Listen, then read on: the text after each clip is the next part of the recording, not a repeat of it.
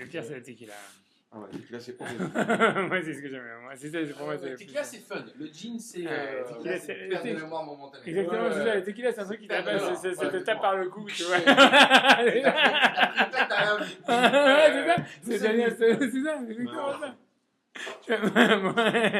On reconnaît les mots, hein. Tu vois, La grosse connerie que j'ai fait, c'était avec la tequila. quand on a ces films, C'est. En Espagne. c'est bien. Non, c'est la France. C'est pareil. Tequila, sud de la France, Espagne, c'est pareil. On parle espagnol, hein, quoi qu'il arrive. Parce qu'à l'époque, on buvait que ça. À l'époque, quand tu avais 20 ans, 25 ans, c'était la bouteille de Tu tequila. buvais que de la tequila? Non, mais quand on buvait une bouteille, c'est une bouteille de tequila. Je sais pas pourquoi, alors que maintenant, ça me donnerait. Moi, j'en pas parle les. pas 25 ans, faut pas dire ça. Non, mais je sais, mais bon, tu vois, c'est l'âge en fait. Allez, on commence, quoi. Il faut commencer, Ouais, hein, parce qu'il y a plein de textes à lire. Ok, bon, voilà. Donc, c'est qu'on sur Pessah. Vas-y. J'attaque. C'est un cours sur Pessah. Et c'est un cours donc, sur l'histoire sur la Parnassa parce qu'à Pessah, il y a un jugement sur la Parnassa. Ça veut dire une des raisons pour laquelle on va faire les Gemara sur ça, on va faire les sources et tout ça. Une des raisons pour laquelle on doit amener le Homer, c'est parce que ça veut dire que c'est une mesure d'orge qui est amenée le lendemain de Pessah. C'est parce qu'en fait, on est jugé sur la récolte à Pessah. Et donc là, on va faire cette Mishnah dans Rosh Hashanah, on va faire ça dans la Gemara, etc. Et donc en fait, on est jugé à Rosh Hashanah sur la récolte. Et c'est difficile. Agma, elle va poser la question quelle est la différence entre le jugement qui a Yom Kippur à Rosh Hashanah versus le jugement qui a Pessah. Elle va répondre. Et voilà, et c'est intéressant de voir comment ça fonctionne. Ça veut dire que la raison, je vais simplement dire en deux mots, tu vois, c'est que la raison pour laquelle on voit qu'il y a un lien avec la Parnassa et Pessah, c'est parce que dans la Bible, quand les Juifs ils sortent d'Égypte, à partir du moment où ils sortent d'Égypte à Pessah, ils commencent à manger la manne. Ça veut dire le jour du Homer, c'est le jour où ils ont commencé à manger la manne. Et aussi, ils n'avaient pas, donc toute l'histoire qu'ils n'avaient pas fait de provision, etc., et qu'ils doivent manger la manne. Et après ça, aussi, on va voir dans l'histoire, on va faire le texte dans Josué, c'est l'Haftara de Pessah, du premier jour de Pessah, où en fait les Juifs, en fait, ils doivent, quand ils arrivent en Israël, le jour où ils arrivent en Israël, ils commencent à manger la récolte de la terre d'Israël le lendemain de Pessah, après avoir amené l'offrande de orge, ce qui est le Homer, et que ça reste une halakha qui reste toujours comme ça. C'est qu'en Israël, on avait le droit de consommer la nouvelle récolte qu'après qu'on avait apporté l'offrande d'orge le lendemain de Pessah. Donc en fait, ça veut dire à Pessah, il y avait un jugement sur la récolte et voilà, c'est un jugement donc, sur la récolte, sur le blé et sur la parnassa en général. Et bon, voilà, donc ça c'est déjà un truc. Et en fait, ce qui est intéressant de savoir, moi ce que je me suis intéressé dans le lien qu'il y a là-dedans, c'est qu'on voit qu'à chaque fois, en fait, il y a un pattern qui arrive quand on parle de la Parnassa ou dans l'histoire du jugement de la Parnassa à Pessah, qui est lié avec, d'un côté, avec l'histoire il y a une histoire de sang, tu vois, puisqu'à chaque fois, tu vois, ça veut dire que quand les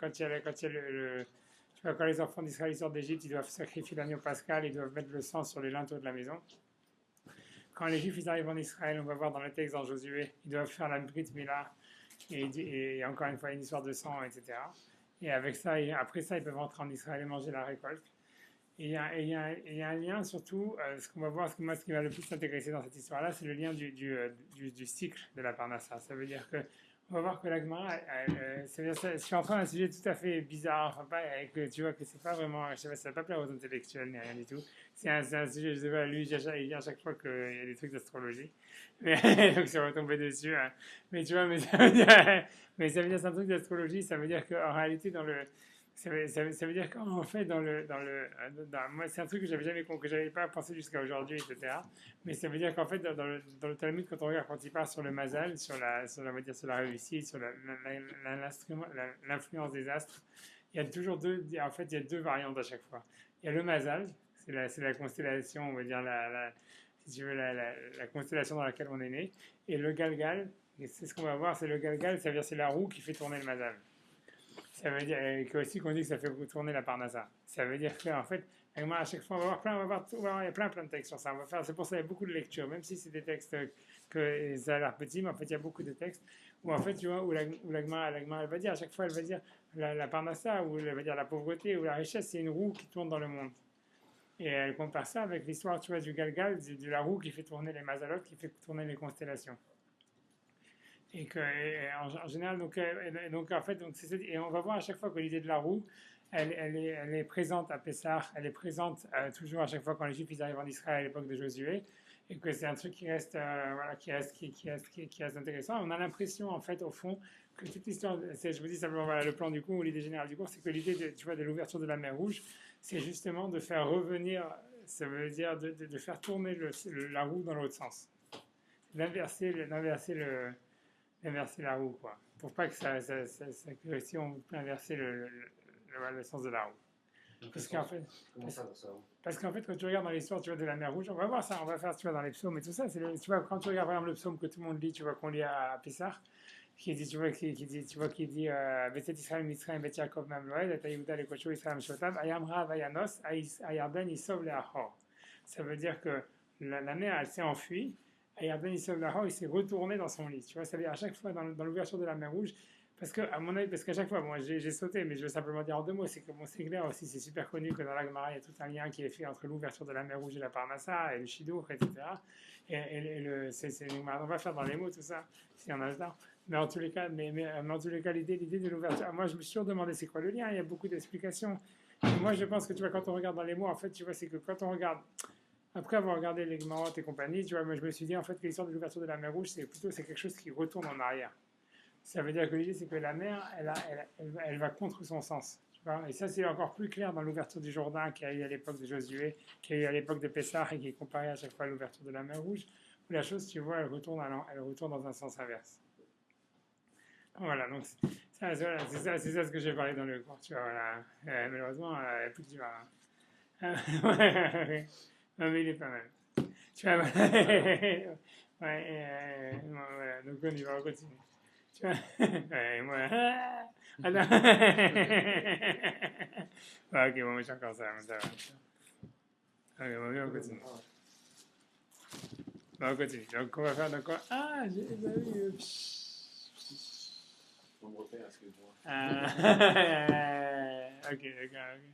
Ah, d'accord, vraiment, j'ai sous-estimé mes élèves. Tu vois, ok, bon, d'accord, en tous les cas. D'accord. Ok, bon, en tous les cas, donc on continue. Donc la Mishnah, on peut faire la Mishnah, donc c'est une Mishnah dans Rosh Hashanah. Si vous voulez, moi je le fais moi, c'est comme vous voulez. Hein. Allez, je lis moi, parce qu'il y a plein de textes, en plus c'est sur les téléphones et compagnie. Allez, je lis. Je lis moi la Mishnah en anglais, tu vois, c'est une Mishnah dans Rosh Hashanah, je sais pas où, au niveau de la page 15 ou 14 ou quelque chose dans la zone. Tu vois, Mishnah, at 4 season, divine judgment is passed on the world. At Passover, in respect of produce. At Pentecost, in respect of fruit. At New Year, all creatures pass before him, God, like children of Maron, as it is says, he that fashioneth the earth of them all, and that consider all they are doing, and on the tabernacle judgment is passed in respect of rain. Ça veut dire, grosso modo, en français, ça veut dire, le monde il est jugé, la Mishnah dit, le monde il est jugé à quatre reprises.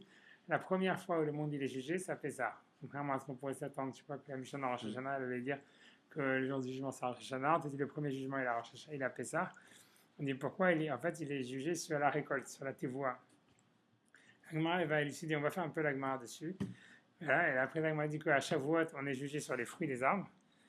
Et à Rosh Hashanah, tout le monde est jugé en tant qu'être humain comme des Bnei Maron. Tu vois que Bnei Maron, ça veut dire, on va dire des moutons, on peut dire des moutons, c'est une explication, c'est-à-dire des soldats, une autre explication.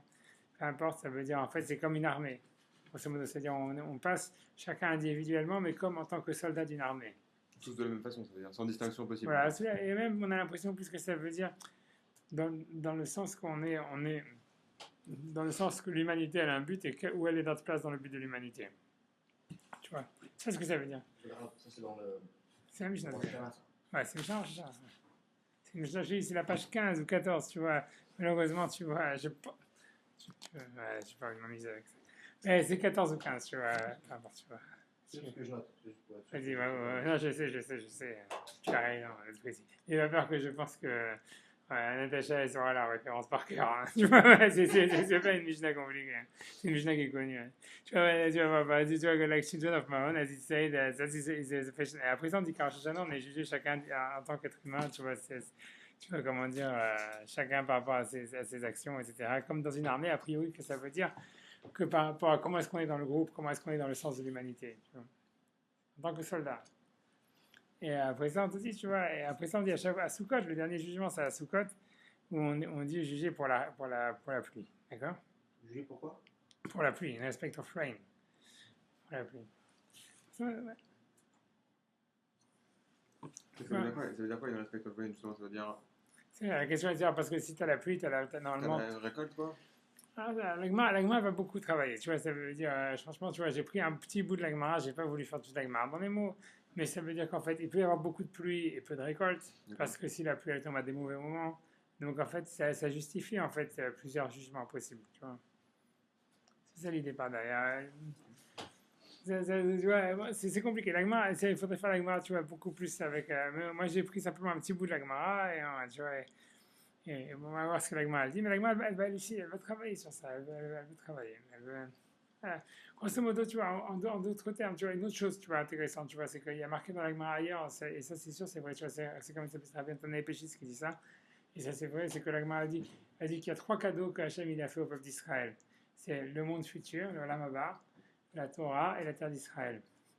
Et donc, on dit, tu vois, c'est clair que tu vois à Pessah, c'est la terre d'Israël. Puisque tu vois, toute la libération d'Égypte, elle était pour arriver en Israël. C'est l'idée avec la récolte, et on voit que toujours à travers l'histoire, Pessah, c'est le jour où les Juifs ils sont rentrés en Israël. Les Juifs, comme je dis, ils ont commencé, on ne pouvait pas commencer à manger la nouvelle récolte de la terre d'Israël avant d'avoir amené le Homer, qui était le lendemain de Pessah. Alors que tu as évidemment Shavuot, c'est la Torah, c'est le don de la Torah, et alors que Sukkot, c'est le monde futur. Ouais, c'est la Sukkot, ça symbolise tu vois, le monde futur, le monde qui est après Rosh Hashanah, Yom Kippour. Ça veut dire Rosh Hashanah, le jour du jugement, quand quelqu'un il meurt. Après ça, Yom Kippour, il est pardonné pendant les 12 mois, ou peu importe le temps qu'il a besoin pour être pardonné, ou les 11 mois, ou peu importe, ou le mois, chacun à son niveau, chacun truc. Et après ça, tu vois, il arrive dans le monde futur, que c'est Sukkot. Et c'est les trois cadeaux. Et a priori, tu vois, je veux dire simplement que la difficulté, elle est comme ça, elle est que c'est facile de comprendre, tu vois, la grandeur qu'il y a dans la Torah. C'est facile de comprendre la grandeur qu'il y a dans le monde futur. Ça veut dire tout le monde, c'est facile à comprendre. Ça veut dire la Torah, tout le monde comprend que c'est un truc spirituel qui va t'élever à toi, qui va te donner un sens dans ta vie, qui va t'élever spirituellement, le monde futur aussi.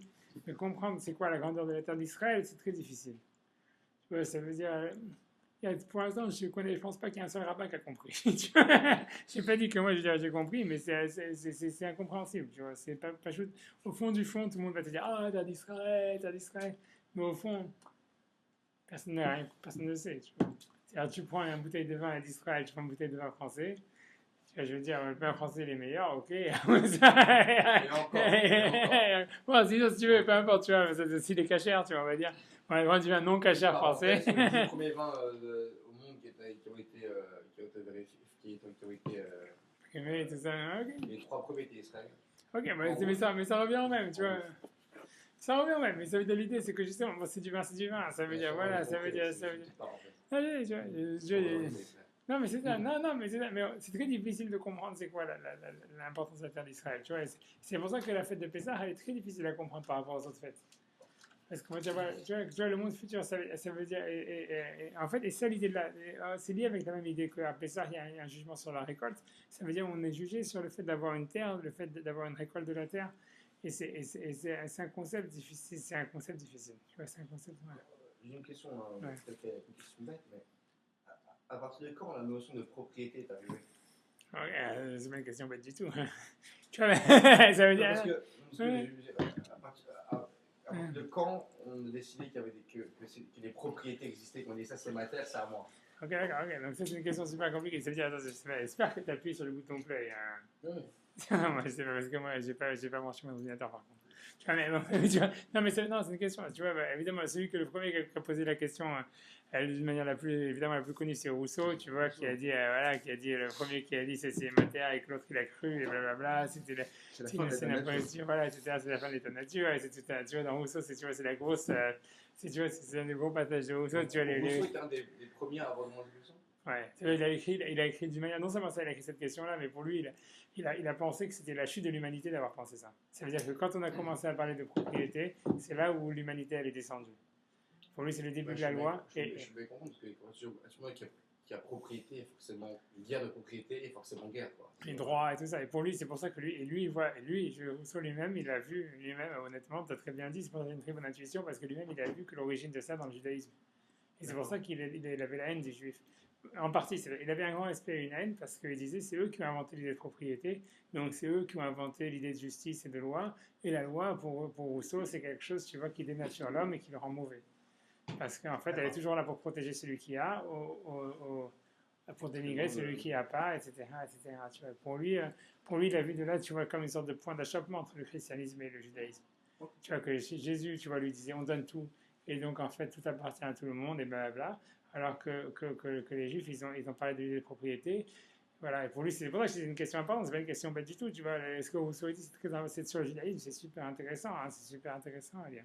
Et tu vois, et c'est vrai, et tu vois, voilà, mais pour expliquer historiquement comment ça s'est passé, c'est carrément fort si tu veux, dans la Torah, puisque quand il y a le partage de la terre d'Israël, où en fait, si tu veux, il y a un tirage au sort où chaque famille, elle reçoit un lot, etc., etc. Ça veut dire qu'il y a vraiment tout un, ça veut dire, tout se passe avec un partage, avec un interdit de changer d'essayer de grignoter la partie de l'autre, etc., etc. Si tu veux, tout le partage, il a lieu, en fait, il a lieu, en fait, quand les Juifs arrivent en Israël, avec un tirage au sort et dans le Talmud, c'est une grosse histoire de comment est-ce que le tirage au sort a été fait. Le casse-tête chinois, à savoir est-ce que c'était par rapport à ceux qui sont sortis d'Égypte ou est-ce que c'est par rapport à ceux qui sont entrés en Israël. Est-ce que en fait c'était par rapport au nombre de personnes ou bien est-ce que c'était les tribus elles-mêmes, elles étaient déjà distribuées en 12 et après ça, quel que soit le nombre de personnes, donc il y en avait qui avaient des terrains plus grands que les autres, etc. Dans le Talmud, tu vois, dans le traité de Baba Batra, c'est une très grosse si tu vois, c'est une grande longueur, tu vois, ça comment dire, ça va des grandes discussions, des grands trucs, etc. Mais si tu veux, a priori, l'idée, tu vois, c'est clair, tu vois, que l'idée de propriété à l'époque, elle date en priori, d'une certaine manière clairement de cette période-là, et où l'Agma a établi au fond de cette histoire-là, à part l'idée de propriété, l'idée d'un tribunal. Ça veut dire que c'est à partir du moment de la partage d'Israël où on a établi l'idée de la propriété, on a établi la force d'un tribunal, en disant que le tribunal, au fond, et l'Agma elle-même, elle est très dure avec ça. Pour l'Agma, c'est très dur comme pouvoir. Elle-même, elle est critique par rapport à ça, mais elle dit c'est vrai, ça veut dire que le tribunal, il avait un droit d'appropriation ou d'expropriation de la personne, et ça donne un. Et c'est vrai qu'en fait, dès que tu rentres dans. Et ça, le Talmud, c'est pour ça que Rousseau, il est super. Tu vois, Rousseau, c'est un mec qui a lu le Talmud, tu vois, vraiment bien, et qui a bien compris, tu vois, que le Talmud lui-même, il a peur de ça, mais ça veut dire que c'est vrai qu'à partir du moment où on introduit un site de propriété, on donne à l'État la possibilité d'approprier ou d'exproprier, et c'est un pouvoir très dur, tu vois, c'est un pouvoir très, tu vois, qui est, tu vois, c'est ce que l'Allemagne appelle FKR, Bedin FKR, et tout ça, etc. Mais c'est de là où ça arrive. Et l'histoire, et c'est vrai que c'est à Pessah où ça appartient, parce que déjà à Pessah, déjà sans entrer, tu vois, comme tu l'as dit toi-même, dans le Talmud, l'Agma, elle pensait le même, tu vois, que la distribution de la terre d'Israël n'était pas par rapport à ceux qui sont entrés en Israël, mais par rapport à ceux qui sont sortis d'Égypte. Et on retrouve déjà l'idée de cette idée-là. Quand les Juifs ils mangeaient le Corban Pessah, il fallait qu'ils le mangent par famille. Ça veut dire que donc on n'avait pas le droit d'appartenir à deux groupes, etc. Il ne fallait pas le sortir de la maison. Donc il y avait l'idée du clanique, si tu veux, qu'on appartient à une famille, on appartient à un clan, on appartient à un groupe, un machin, etc. Blablabla, tu vois. Tu vois, non, c'est ça le. Tu vois, c'est compliqué, tu vois. Mais c'est dire l'appartenance, c'est super. C'est un autre sujet, mais ça vient au fond, voilà, tu as raison. Voilà, c'est là où ça rentre, tu vois. Il y a un midrash, tu vois, que j'aime bien citer, qui est super intéressant, tu vois, mais que je pourrais pas te donner la référence maintenant, tu vois, exact, tu vois, mais ça veut dire, c'est que, le midrash, il dit, dans le temps actuel, ça veut dire, je dis comme dans le temps actuel, un homme, il connaît ses parents. À partir de ça, il connaît sa famille, il connaît son clan, il connaît son drapeau, après il connaît son pays. Il dit dans le temps messianique, l'homme d'abord il connaîtra son pays et son drapeau, et à partir de là, il connaîtra sa famille. C'est beau. Ouais, c'est beau. Tu vois, c'est un midrash, tu vois, qui dit ça. Et que c'est, tu vois, ouais, je ne savais pas citer la référence exacte de ce midrash, tu vois, mais bon, peu importe, tu vois, ah non, tu vois, je sais pas où, tu vois, j'ai décidé dans des cours. Hein. Si tu regardes dans le website, tu vas le Google, tu vas le trouver. Mais tu vois, peu importe, c'est pas ça l'idée. Tu vois, en tous les cas, ce que moi je voulais parler, c'est ça, c'est qu'à Pessah, il y a un jugement sur la tevoa, c'est-à-dire sur la propriété, sur la parnassa, etc. Et c'est difficile à comprendre, tu vois, c'est difficile à comprendre comment est-ce qu'il peut y avoir une sainteté dans la terre d'Israël, pourquoi est-ce que c'est important d'aller dans la terre d'Israël. Il y a plein de midrashim qui sont comme ça, qui disent qu'à chaque fois on voit les Juifs voulaient retourner en Égypte, c'est parce qu'ils ont dit une fois que les Égyptiens sont morts, tu vois, big deal, pourquoi est-ce qu'on ne retourne pas en Égypte, tu vois.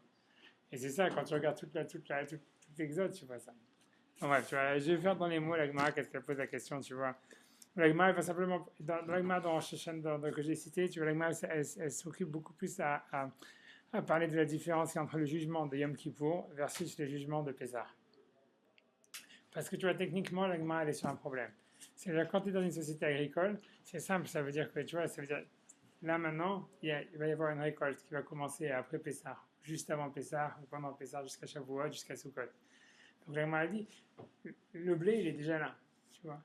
Donc c'est quand on arrive à Pessah, quand on te dit il y a un jugement sur la récolte, le blé il est là, ça veut dire c'est comme si le mec il a déjà le fric dans son compte en banque, tu vois ce que je veux dire. Tu peux pas être jugé sur le. Ça veut dire c'est là, ça veut dire. De l'expression ramène ton blé. Ah mais non, mais ouais, c'est ça, mais bien sûr, c'était ça l'histoire. Moi, c'était. Bien sûr, pourquoi le blé c'est l'argent? Parce qu'avant c'était ce que tout le monde avait dans son champ. Ça, c'est pas un douche. Ouais, vraiment, tu vois, mais ça veut dire que tu vois, le blé il est déjà là dans le. Tu vois, donc le jugement, l'Agma va demander de quel jugement à Pessah on parle. Si on parle de la récolte passée, elle est déjà là. Donc maintenant, tu vois, ça a suffi qu'elle a coupé et la récolter, il ne peut rien arriver, tu vois ce que je veux dire, grosso modo, c'est là, c'est là. Et si c'est la récolte de l'année prochaine, on te dit qu'il y a un jugement Yom Kippour, alors Shana. Donc, tu vois, donc qu'est-ce que ça veut dire? Donc, ouais, le jugement de Pessah, de quoi il parle? Si c'est l'année dernière, c'est déjà la récolte, elle est déjà là, donc le jugement est déjà passé. Et a priori, elle a dû se passer déjà en Shana Yom Kippour de l'année dernière, au moment où on a semé et tout ça, etc. Et si jamais en fait on parle de l'année prochaine, il y a Rosh Hashanah Yom Kippour qui va passer. Alors Agma, elle va répondre, elle va dire c'est vrai, en fait tu vois, ça veut dire on est jugé 2 fois. Et c'est pour ça l'Agma, elle va dire comme ça. Donc l'Agma, elle va simplement tirer de cette Mishnah là et tu vois un conseil dans le business.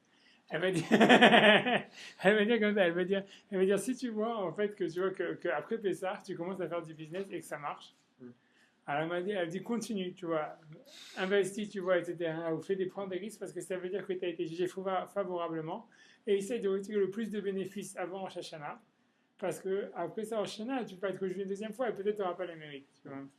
Il n'y a pas de corrélation entre le jugement rationnel et le jugement de ça. L'Agma, elle semble dire, tu vois, l'Agma, elle semble dire, tu vois, que c'est deux jugements que tu vois, comme dit, c'est vrai, elle m'a dit, semble dire que l'Agma, elle va poser, elle pose la question, elle semble dire, on est a priori, il faut dire que c'est jugé 2 fois. Et alors, si c'est comme ça, qu'est-ce que ça veut dire? L'Agma a dit, ça essaie de temporiser, ça veut dire, si tu vois, en fait, que tu as gagné plein de fric, tu vois, après Pessar, tu commences à gagner du fric après Pessar, ça veut dire que tu as été jugé favorablement.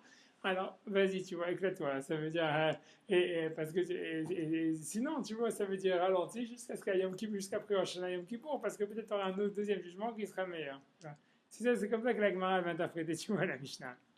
Elle va pas aller plus loin que ça, tu vois. Ça veut dire, on va faire dans les mots, tu vois, on va faire dans les mots. Ouais, j'ai mon téléphone, il se réveille. Tu vois. Tu vois qu'est-ce qu'il y a?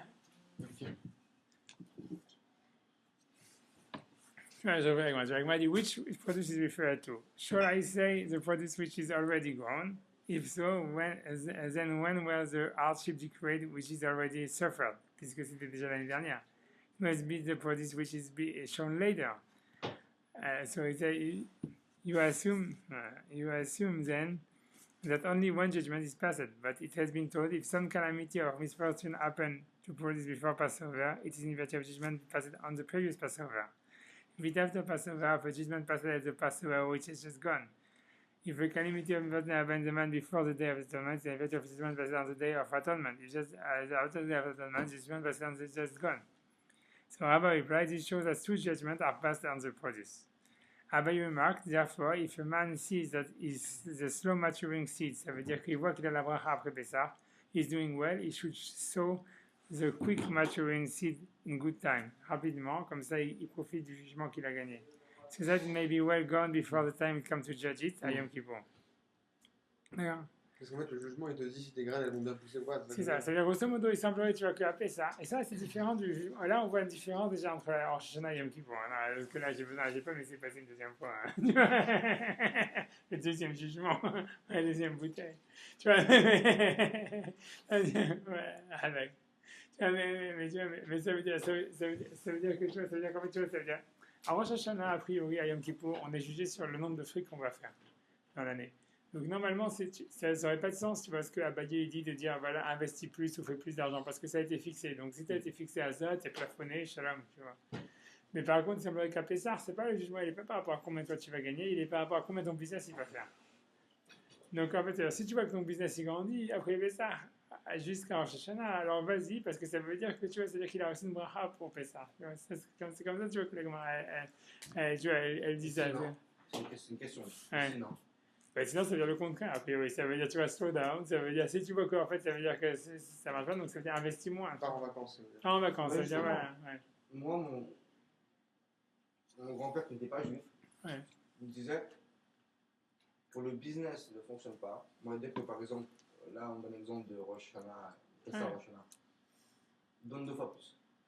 Ouais, si tu veux les rabbinim, ils donnent toujours le conseil contraire. Ils disent si tu vois que ça marche pas, Donne Ouais. 2 fois plus parce que tu vas recevoir 4 fois plus. c'est ça, c'est ce que tu as de ta famille, ils avaient c'était ça. Mais tu vois, si tu regardes les rabbinim, eux ils disent le contraire. Ils disent je sais pas s'ils ont raison ou tort. Tu vois, moi j'ai plein de mecs qui ont écouté les rabbinim, ils ont perdu plein de trucs comme ça. Mais tu vois, c'est pas un espèce de tout. Moi je dis pas que c'est un truc que tu vois, je mettrais de l'argent dessus. Hein. Mais tu vois, si tu regardes les textes, ils disent le contraire. Ils disent si tu vois, si tu vois que tu commences à, tu vois, ça veut dire tu investis, tu vois que ça marche pas. Là-bas, le Ben Ishra, il est connu pour ça. Il dit, tu vois, il dit, prends ton argent, enterre-le. Ça veut dire, tu le mets dans un trou et tu le laisses jusqu'à Rosh Hashanah. Et voilà, et le prochain jugement, à ce moment-là, parce qu'a priori, tu vois, ils sont fatalistes sur cette histoire-là, en disant, ça veut dire, si tu vois le Mazal, l'Agma, elle dit ça, les rabbinim, ils disent ça même sur les frères et sœurs. Eux, ils disent, si jamais tu vois que ton frère, il investit du fric et il est en train de le perdre, toi, coupe toutes tes positions, tu vois, hop, mets ton fric et tu l'enterres. Jusqu'à Rosh Hashanah ou Yom Kippour, parce que vous avez normalement le même mazal et tout ça, il y a un lien de mazal dans la famille. Et donc ça veut dire, n'essaye pas toi De remercier là. Force pas ta chance, quoi. c'est pas ta chance. Tu vois, c'est La comme bracha à la Kessel, c'est quoi? C'est dans la Mishpacha, Kilo. un truc comme ça. Tu vois, le Ben Ishra, il est connu pour ça. Il y a plein de, je peux te montrer, tu vois, de plein de livres, tu vois, que moi j'ai lu qui disent des trucs pareils. Tu vois, le Ben Ishra, lui, il va très loin il dit sur le frère, sur les machins. Mais ça veut dire, en tout cas, dans l'Agma, c'est clair, sur toi-même, il pense comme ça. Il pense, tu vois, que si jamais tu vois, dans l'Agma, elle a un concept, tu vas te dire que si tu vois, quand tu as le vent qui va tu vois, tu as le vent en poupe, vas-y, tu vois, quoi que tu fasses, ça va marcher. Et si jamais tu as le vent contre toi, quoi que tu fasses, tu vas t'en prendre plein la gueule. Donc tu vois, c'est mieux vaut, tu vois, tu vois, ça veut dire. Ça me dit. Ça veut dire, tu vois, J'étais l'ancré. ça veut dire, voilà, tu vois, ça veut dire, tu vois, attends que ça passe, tu vois. Ça, c'est l'Agma, elle a cette vision-là, clairement. Ça veut dire dans l'Agma, c'est comme ça. Maintenant, je sais pas, j'ai pas dit que tu vois que c'est une état du business que tu vas devenir millionnaire à la bourse si tu fais ça. Mais en tous les cas, c'est the mainstream quand tu lis l'Agma, c'est comme ça que ça va.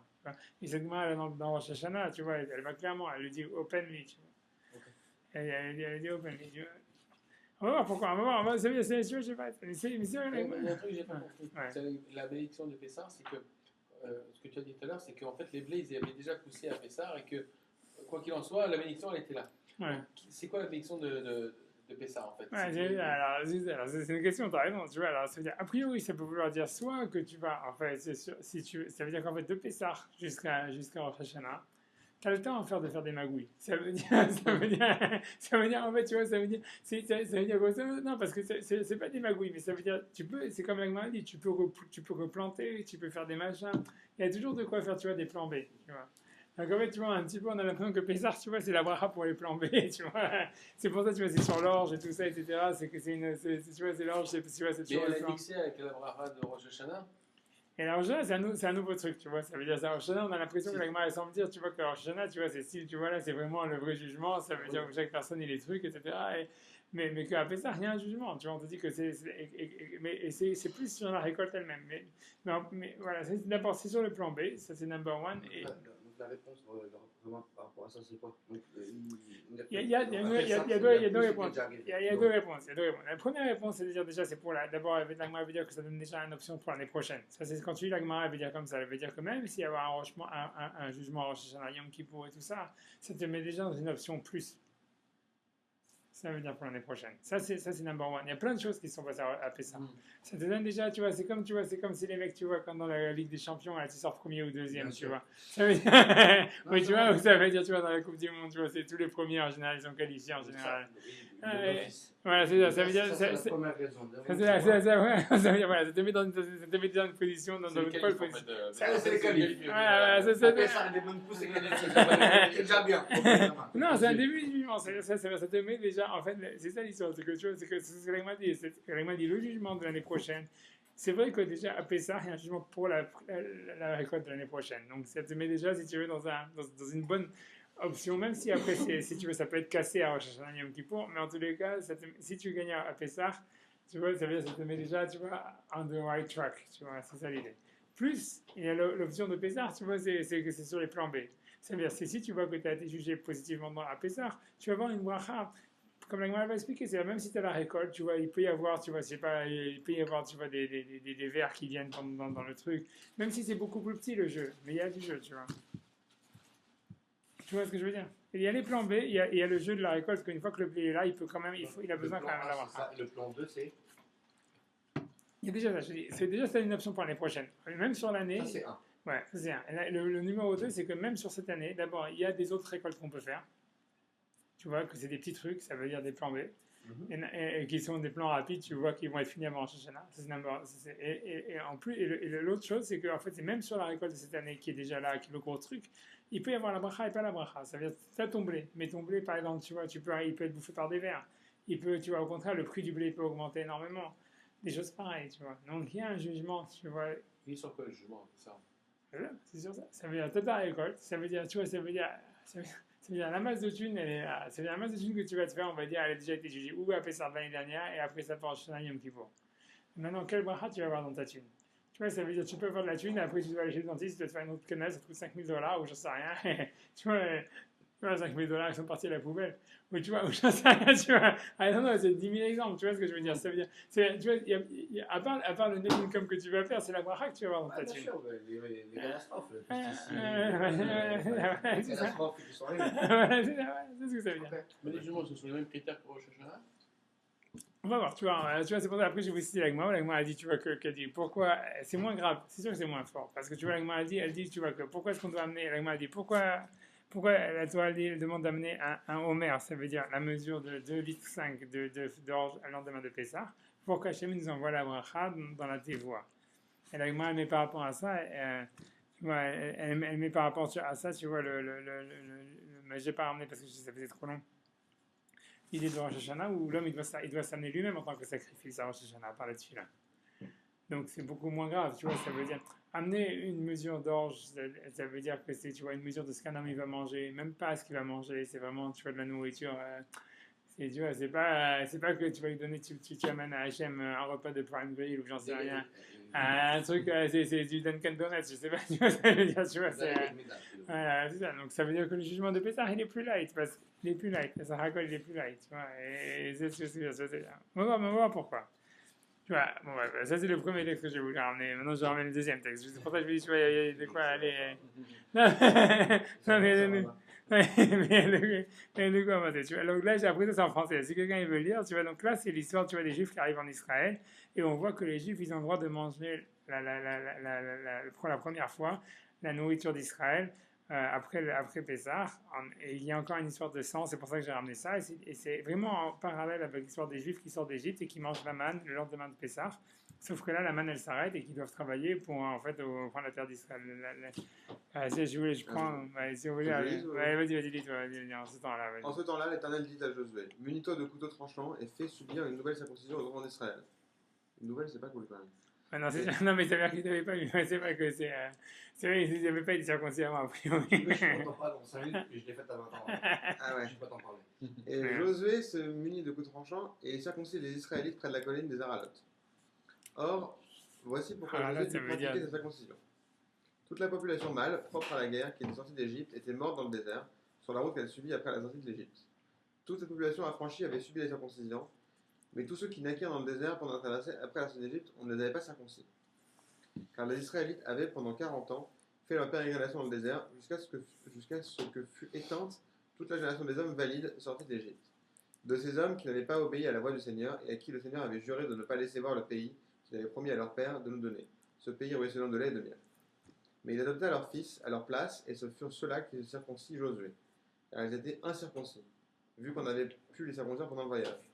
Lorsque tout le peuple était circoncis, ils demeuraient en repos dans le camp jusqu'à leur guérison. L'Éternel dit à Josué, à présent, j'ai écarté de vous l'ignominie d'Égypte. Et l'on donna à cet endroit le nom de Gilgal, qu'il a conservé jusqu'à ce jour. Les Israélites campés à Gilgal célébrèrent la Pâque le 14e jour du mois, vers le soir, dans les plaines de Jéricho. Et le lendemain de la Pâque, ce même jour, ils mangèrent du blé du pays, en pain azim et en grains torréfiés. La manne cessa de tomber le lendemain, parce qu'ils avaient à manger du blé du pays, et les enfants d'Israël n'eurent plus de manne, mais ils se nourrirent dès cette année des produits du pays de Canaan. Donc, c'est la fin du premier jour de Pessah. Et tu vois, et ça montre encore, tu vois, qu'il y a un lien très fort entre Pessah et la Parnassa, puisque à Pessah, en fait, c'est le jour où les Juifs ils ont reçu la manne pendant 40 ans dans le désert, et c'est le jour où la manne s'est arrêtée, mais aussi finalement, tu vois, ils vont recevoir, tu vois, le produit de la terre d'Israël. Et dans la Lara, tu vois, c'est ce que je vous ai dit, c'est resté après tout le temps, ça veut dire que le lendemain de Pessah, il fallait amener une offrande d'orge, et après cette offrande-là du lendemain de Pessah, qui était le Homer, alors on avait le droit de consommer la nourriture du pays. Avant ça, on n'avait pas le droit de consommer la nourriture du pays. D'accord. Et donc ça revient à cette idée. Et tu vois, moi, ce que c'est... Vas-y. Après les 40 jours de Homer, on a le droit de manger ce qui était Israël. Non, c'est le premier jour. Le lendemain de Pessah directement. Le lendemain de Pessah. C'est super bizarre. Ça, c'est une question à avoir. Tu poses pas une question. Avec ce qu'il a dit. Tu vois, mais ça veut dire, tu poses une bonne question. Parce qu'en fait, je vais t'expliquer l'histoire. C'est qu'en fait, le lendemain de Pessah, donc le lendemain de Pessah, on a amené un offrande de Homer, c'est 2 litres 5 et demi d'orge, et qui était amené avec des animaux, qui était un offrande à Hachem. 2 litres 5, tu vois, d'orge. Et tu vois, l'orge, c'est la même chose qu'on met dans la dafina ou dans le choulin, et tout ça, c'est des trucs. Et normalement, c'est les animaux qui mangent. C'est pas une nourriture d'homme a priori. Et après qu'on avait amené cette offrande-là, d'abord, tu vois, tu vois, ça veut dire, moi, même jamais, tu vois. Ouais. Mais ça veut dire de jeter comme ça, de la mettre ça et de dire, tu vois, comme ça. C'est comme un Shabbat. Non, mais ça va. Tu vois, mais bon, mais en tous les cas, c'était une mesure d'orge qui était amenée et c'était la nourriture. Et cette mesure d'orge, elle permettait en fait de commencer la récolte du pays. Ça veut dire même carrément de couper. Ça veut dire avant ça, les Juifs n'avaient pas le droit de toucher une faucille pour récolter. Pour récolter la nouvelle récolte. Et après ça, le lendemain, dès que si tu veux, le lendemain de Pessah, l'offrande d'orge elle était amenée. L'offrande d'orge elle devait être la première chose récoltée en Israël. Elle était récoltée la nuit de Pessah. C'est pour ça que nous comptons le Homer la nuit. C'était pendant la nuit. Donc et ça faisait un endroit spécial, pas spécial, mais c'est-à-dire il était gardé. Il fallait qu'il soit gardé depuis la veille. Donc il y avait des gardiens qui étaient payés, pas depuis la veille, depuis le début de la récolte, à garder un terrain de 1 mètre carré. Tu vois, c'est ça leur travail. Qui était payé par les Beit Amikdash, en plus, ils étaient super bien payés. La prison, c'est super payé. C'est mon job du rêve, tu vois. J'attends la reconstruction pour prendre ce job, tu vois. Mais ça veut dire, tu vois, ça veut dire simplement, tu vas garder un carré, tu vois, 1 mètre carré ou 2 mètres carrés de terrain, que personne ne le touche. Et après, ça, quand c'était la nuit de Pessah, et même si ça tombe Shabbat, comme cette année, etc., donc il y avait tout le monde qui se rassemblait, et il y avait les Kohanim qui arrivaient, et on les disait, comme il y avait marqué dans les Yerason, on leur disait récolter, et tout ça, etc. Et donc ils commençaient, c'était le premier carré de terrain, c'était le premier carré de terrain où on commençait à récolter la terre d'Israël. Avant ça, personne n'avait le droit de toucher une faucille, ou personne de récolter un grain de blé. C'était ce premier carré-là, c'était de l'orge, c'était pas du blé. Et les Kohanim, et tout le monde était là, c'était pendant la nuit, c'est la nuit du Seder, c'est la nuit du deuxième Seder, comme nous on fait. Tout le monde s'est rassemblé, et il y avait le Kohen on lui disait, je récolte, il dit oui, tu récoltes, oui, 3 fois, après hop, il récolte. Il fallait dire, toujours il fallait répéter 3 fois, c'est ce que dans le Beit Amikdash, il par 3 là, on ne sait pas pourquoi il devait dire 3 fois. C'est la raison pour laquelle les Chabad, ils font 3 fois. Ouais, c'est comme ça, dès que dans le Beit Amikdash, tu allais par 3, c'est comme ça l'histoire, c'est tout l'histoire, même tu peux aller plus loin. Les manas 3 fois. Ouais, non, je pense que mon Rama Chabad, il était tout 3 fois. Non, mais c'est... Allô, Migvé, t'allais là-bas faire le Kélim, il arrivait 3 fois, et chaque cuillère 3 fois. Dans le Beit Amikdash, D'accord. Donc ça vient là. Mais les bouteilles de vodka, après tu passes à 3, tu passes à 6, à 9, tu vois. Non, mais moi ça me rend. Le principal, c'était pas dans les deux. 3 et 9, c'est mes multiples. Voilà, ouais, je suis d'accord, voilà. On est dans la même division. Voilà, on peut avoir. Ça me convient. Non, mais c'est tout allé par 3. C'est ça l'histoire, tout allé par 3. Et ça, c'était que l'histoire c'était que l'époque du Beit Amikdash. C'était ça l'époque, c'était le Homer. C'était le front du Homer. Et avant ça, personne n'avait le droit de récolter son terrain. Une fois que donc la première, donc en général c'était comme c'était gardé, etc. Et qu'on avait commencé à récolter cette partie, de quoi faire 2 litres et demi de blé, c'était pas grand chose, c'est un petit bol, hein, franchement. Et tout ça, donc tu vois, cette offrande-là, elle était amenée au Beit Amikdash le lendemain de Pessah. La nouvelle période, on avait le droit de récolter son champ, donc le lendemain de Pessah, tout le monde commençait à récolter son champ. Tu vois, c'est parce qu'il n'y avait pas de jour de Yom Tov comme en Israël, évidemment. Et tu vois, et ça permettait de manger la nouvelle récolte. Tu vois, tout était permis maintenant. Mais ce qui est super rigolo, c'est que tu as fait une bonne question, parce qu'en fait, il y avait une deuxième offrande qui était à Shavuot, qui était du pain. qui devait venir aussi de la nouvelle récolte. Et ce qui est super intéressant, mais ça c'est une question à part, mais c'est super intéressant, c'est parce que qu'est-ce qu'elle permettait, l'offrande de Shavuot qui était du pain? Elle permettait d'amener des sacrifices ou des offrandes à Dieu de farine de la nouvelle récolte. Et ce qui est super bizarre, c'est comment tu peux comprendre que l'homme, il avait le droit de profiter de la nouvelle récolte avant Hachem. Puisque l'homme, il avait le droit de profiter de la nouvelle récolte le lendemain de Pessah, après qu'il avait amené une offrande d'orge, que l'orge c'était vraiment de la merde, c'était de la nourriture d'animal, et c'était ça ce qu'on faisait le lendemain de Pessah. Oui, non, c'est au lapin. Ouais, ou ce qu'on met. Ouais, ce qu'on met tu mets dans la définale, tu mets dans la. Ah, c'est chaud, ouais. C'est les Marocains, oui, c'est qu'on a les Marocains. C'est pas vrai. Qui Marocain ici? Non, je rigole. Non, mais je rigole, c'est pas vrai. Non, mais moi j'aime bien l'orge perlée, c'est bon l'orge perlée, arrêtez. Mais tu vois, mais c'est vrai que, tu vois, que la vérité c'est quoi? C'est que l'orge a priori, tu vois, bref, je dis qu'il y a de quoi faire encore un cours sur l'orge en lui-même, tu vois. Non, peu importe, tu vois, mais. Non, je suis pas chauffé, non, mais peu importe. Mais bon, en tous les cas, l'histoire elle est comme ça. Non, mais t'as posé une bonne question, ouais, parce que tu as posé une question, ouais. Ouais, vas-y. Je me suis arrêté à pourquoi le Homer, le lendemain de Pessah? Parce que c'était le jugement pour la récolte. Mais ce que moi j'avais compris dans ta question, c'est de dire, parce que toi, j'avais compris que tu m'avais dit, est-ce que c'est le lendemain de Pessah qu'on avait le droit de récolter ou c'était à Shavuot? C'est ma question. Et moi je voulais te dire que la réponse, c'est une bonne question parce que à Shavuot, à Pessah, on avait le droit de commencer à récolter, à consommer tu vois, pour nous, pour les êtres humains. Mais pour les corbanotes, il fallait attendre Shavuot pour utiliser la nouvelle récolte, pour les amener dans les corbanotes. Ce que tu vas donner pour la Hamapanim, tous les sacrifices qui avaient un lien avec la farine, ils étaient permis qu'après qu'on avait amené les deux pains à Shavuot. Et c'est une question à part entière que tu vas de quoi réfléchir, parce que comment est-ce qu'on va dire que toi, on te permet de consommer la nouvelle récolte avant Dieu? Voilà, j'ai une bonne question, tu vois, c'est ce que je veux dire, c'est tout, tu vois. D'accord. C'est pas par rapport, tu vois, si Bien sûr, mais tout ça, ça revient à l'histoire de dire, tu vois, que la Pessah a un lien avec la parnassa, avec la récolte, tout ça, etc. Et ça revient à ça. Voilà, maintenant, à part ça, donc cette histoire-là, tu vois, moi, ce qui m'intéresse, tu vois, dans cette histoire-là, c'est.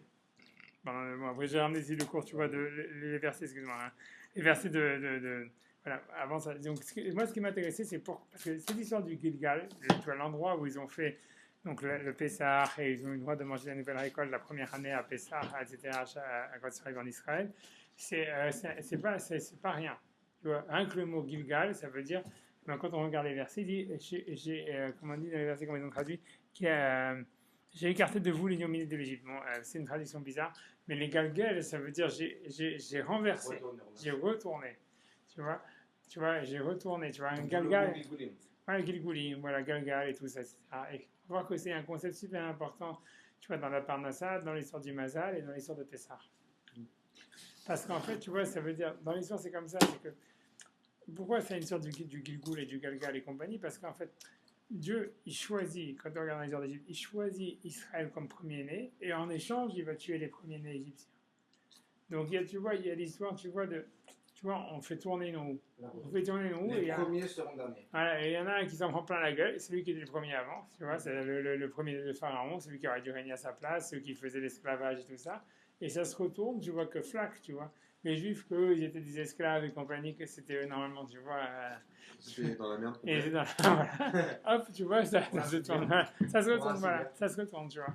Et tu vois, et l'explication, tu vois, qui est généralement tenue, tu vois, dans ce verset-là, qui est ramené dans Rashi, tu vois, etc., dans l'histoire du Gilgal et dans le cas juif en Israël, c'est parce qu'en fait, tu vois, quand Pharaon, il a dit, je vois que vous voulez sortir d'Égypte, il a dit, regardez, vous avez le mal en face de vous.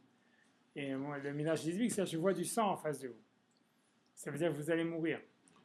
Et en fait, dans le fond, tu vois, Pharaon, il avait vu juste, parce que tu vois, c'était un astrologue, et c'est vrai que toute la génération qui est sortie d'Égypte est morte dans le désert. Mais en fait, tu vois, quand en fait, si tu veux, Josué, il prend les enfants de cette génération et les fait entrer en Israël, il dit non, on va faire de la circoncision et on transforme le sang que Pharaon, il a vu dans le sang de la Mila, et c'est ça ce qui fait qu'il y a vraiment, tu vois, un renversement. Mais ce renversement, il a déjà été commencé dans la sortie d'Égypte, parce que quand il y a eu la sortie d'Égypte, Hachem, il a dit, vous mangez le sacrifice pascal et vous prenez le sang dans les seaux du sacrifice et vous le mettez sur vos murs. Bon, d'où vient le mot en anglais Passover? Ouais, vous allez sauter. Mais à cause du sang, toujours avec l'histoire du sang, qui fait que. Ça me rejoint être du sang. Ça. Ouais, ça, Le sang coule sous les manteaux. Ouais, c'est ça, et qui fait qu'il saute et tu vois, et qu'il parce que tourne. la mort est passée au-dessus de son ouvrage. Alors, ça, juste qu'on me réexplique, parce que je suis pas encore. Tout le monde le connaît ici, moi je suis pas encore très sûr. C'est quoi encore ça? Passover, c'est un passover, c'est sauter. Ça veut dire Pessah, le mot Passover, Pessah. ça veut dire sauter. L'histoire, avant des mots modernes. Au-dessus de des manteaux remplis de sang. Ça veut dire que la mort est passée au-dessus de ces manteaux-là. Ouais. Ou des maisons en général. Tu vois, c'est le mot Pessah, mais bon, c'est sauter. Tu vois, les psoar, tu vois, pas ça.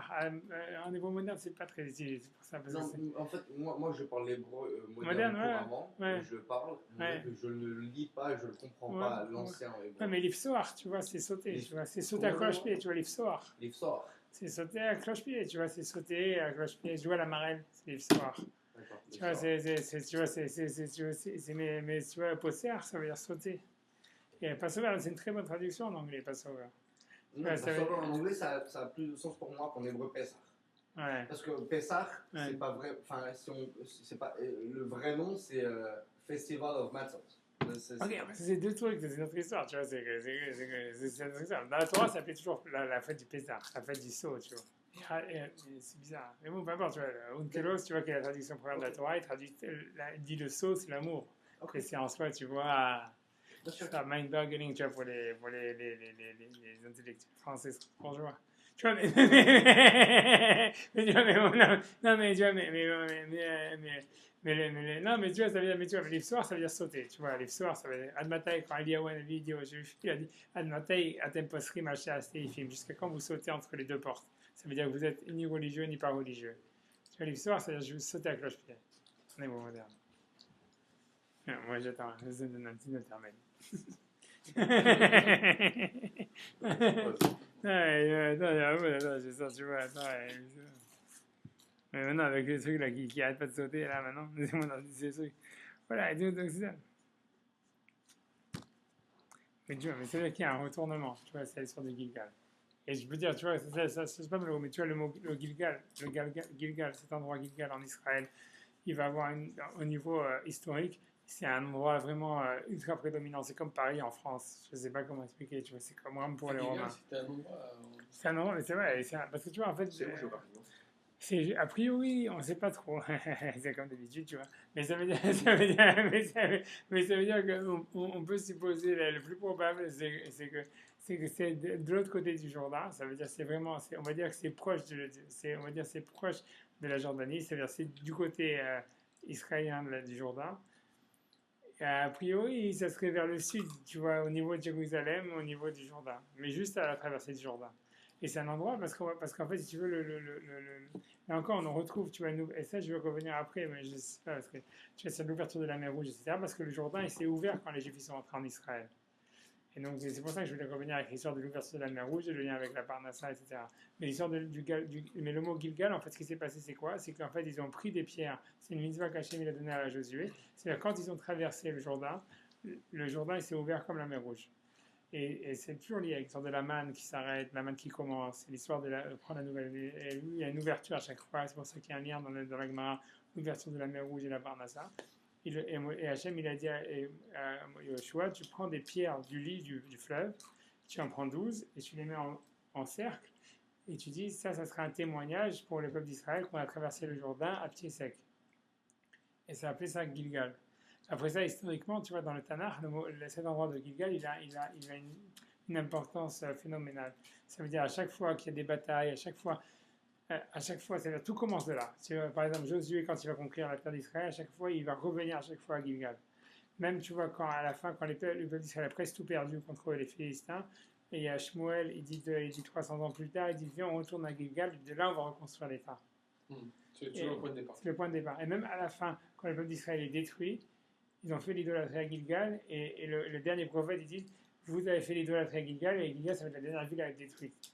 Et il y a encore les prophètes qui parlent de la rédemption future et disent et tout va être reconstruit de Gilgal. Parce que c'est, tu vois, la roue qui tourne. Tu vois. Et c'est ça, tu vois, c'est important, tu vois. Et tu vois, On sait pas où c'est. On sait, plus ou moins, tu vois, si tu vas en Israël, tu regardes une map, et Gilgal, ils vont te donner un endroit. Mais c'est random. Tu vois, c'est pas random. Ça veut dire avec une grande. C'est voilà, une marge d'erreur. Tu vois, moi, c'est simple, tu vois, c'est-à-dire, à quelques kilomètres près, tu peux savoir où c'est. C'est, à mon avis, tu vois, ça veut dire, dans la Gemara, il y a un avis qui pense que, tu vois, bon, il y a un avis, mais qui a été, a priori, moi, je sais, on ne peut pas savoir, moi, je dis à une minorité, je ne sais pas qui c'est. À mon avis, je ne pense pas que c'est ça, bon, peu importe, tu vois.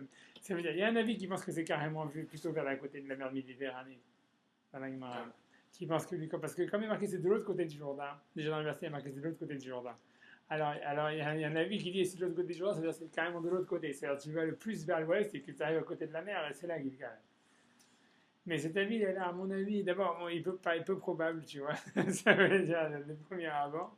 Mais bon, on ne peut pas juger comme c'est un avis d'Agma, mais, mais la majorité des avis, ils pensent que non, qu'en fait, tu vois que le Gilgal, c'est-à-dire quand on dit c'est de l'autre côté du Jourdain, c'est dès que tu traverses le Jourdain, tu mets là-bas des pierres. Ouais, donc ça veut dire, a priori, ça devrait être à côté du Jourdain, donc dans la rive ouest du Jourdain, mais proche de la rive. Et au niveau, tu vois, maintenant du nord au sud, tu as l'impression que ça, tu vois, tout laisse à penser, à mon avis, que c'est vers la hauteur de Jérusalem, ou peut-être, tu vois, un peu plus au sud, pas beaucoup plus au sud. Peut-être plus au sud. Tu vois, ça veut dire, on va dire, voilà, pour être honnête, ça veut dire, à partir de Jérusalem, en allant vers Beersheba, et en allant vers le sud, tu vois, du côté du Jourdain, ça va être quelque chose comme ça, tu vois. Mais ils ont traversé le Jourdain après la mer Morte, ou ils ont traversé le Jourdain après avoir traversé Israël? Non, ils ont commencé ils ont traversé le Jourdain. Eux, ils sont venus, ils ont conquis la Jordanie avant de conquérir Israël. La Jordanie qui est la côté est du Jourdain. Ils ont commencé par en bas, ils sont remontés, d'accord. Mais ils ont commencé par le sud. Le problème, c'est de savoir, on ne sait pas jamais, tu vois, à quel point c'est le sud. Tu vois, c'est quand on dit voilà Jéricho, c'est pas tout le monde dit voilà Jéricho, c'est là. C'est clair, a priori, que Galgal, c'est à côté de Jéricho. Parce que Josué, la première ville qu'ils ont conquise, c'est Jéricho. Mais c'est clair que le premier campement, tu vois, c'est Gilgal. Et on a du mal à croire, si tu veux, que les. C'est bien que c'est possible, tu vois. A priori, Gilgal, ça va être plus au nord que de Jéricho. Ça va être plus au nord que Jéricho. C'est plus au sud que Jérusalem, tu vois, c'est dans cette partie-là. Voilà, c'est dans cette zone-là. Mais voilà. Après, tu vois, c'est pour ça que tu peux avoir des approximations, mais dire, tu vois, là, c'est Gilgal. Mais tu vois, dans la conquête d'Israël, à chaque fois, tu vois, Josué, il revient toujours là-bas. Ce qui est super bizarre au niveau stratégique, c'est complètement minable ce qu'il a fait Josué. Ça veut dire, c'est pas minable, c'est carrément suicidaire pratiquement. Ça veut dire, tu vois, de revenir. C'est comme si tu as un mec, tu as un endroit où tu as un camp retranché et que tu reviens toujours là-bas. Tu conquiers une ville, au lieu de, tu vois, si tu veux, de t'étendre et de conquérir par rapport à l'endroit où tu es, tu reviens toujours à Gilgal. Et non seulement ça, c'est après la conquête de Josué. Après ça, si tu veux, la conquête de Josué, elle a marché, mais elle a duré, on va dire, un siècle et demi. Après ça, si tu veux, les Philistins, ils ont regrignoté. Et en fait, tu vois, Shmuel, il dit à Shaoul, quand c'est la résurrection tu vois, si tu veux, de l'État d'Israël, il dit on retourne à Gilgal et de là, on recommence tout. Je dis, c'est ultra central. Tu vois, et ce qui est super bizarre, c'est que le Gilgal, tu vois, moi, c'est ça ce que j'avais jamais pensé jusqu'à aujourd'hui. Tu vois, c'est que tu vois, c'est vraiment de Gilgal et de Galgal, c'est lié avec l'idée du Galgal, que c'est un concept, si tu veux, métaphysique, tu vois, de l'astronomie du Moyen-Âge, et qui est repris dans la Gemara, et que c'est justement, tu vois, si tu veux, le truc qui fait tourner le mazal. Tu vois. Exactement, et c'est ça, tu vois. Et moi, j'avais jamais pensé à ça avant, tu vois, si jamais tu perds ou tu veux non, mais c'est pas ça l'histoire. C'est qu'on va voir, tu vois, on va expliquer, tu vois, j'ai envie d'entrer dans cette histoire-là, tu vois, parce que ce qui est super intéressant dans cette histoire, mais j'avais bien pensé ça, parce que tu vois, Maïmonide, tu vois, Maïmonide, tu vois, à chaque fois, il suit, bon, peu importe, tu vois, mais il suit le Talmud dans l'astrologie, dans tout. Sauf, tu vois, sur cette histoire-là, c'est que dans le Talmud, il y a un grand passage où c'est une dans Psachim, tu vois, qui dit à savoir, est-ce que les mazal, est-ce que tu vois, c'est que le Talmud, il pense comme ça, il pense qu'il y a un galgal. Le galgal, ce serait une sorte, tu vois, d'énergie qui fait tourner les trucs.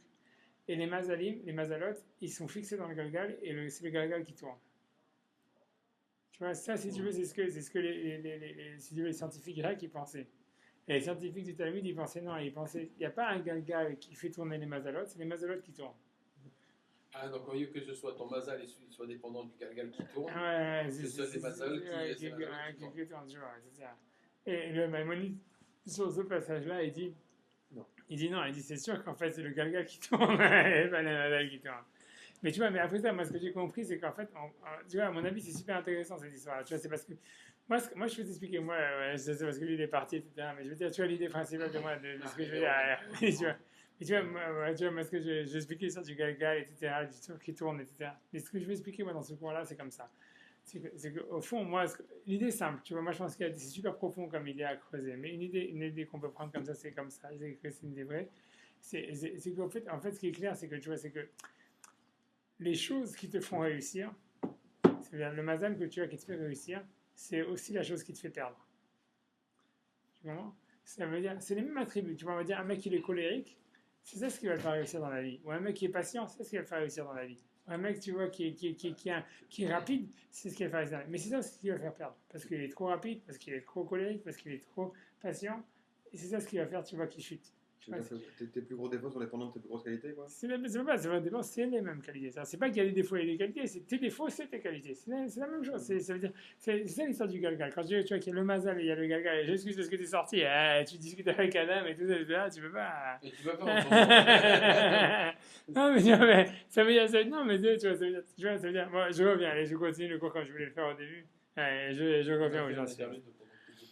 On va expliquer c'est quoi l'histoire du Galgal. Parce que tu vois, moi, ce qui m'intéresse dans l'histoire du Pessar, tu vois, pour dire comme ça, t'as rien perdu. Mais non, je reviens où j'en étais. C'est que l'endroit du Galgal, tu vois, qui est l'endroit où Yoshua, il dit, j'ai renversé. Ouais, il y en a upstairs, like every floor you ever.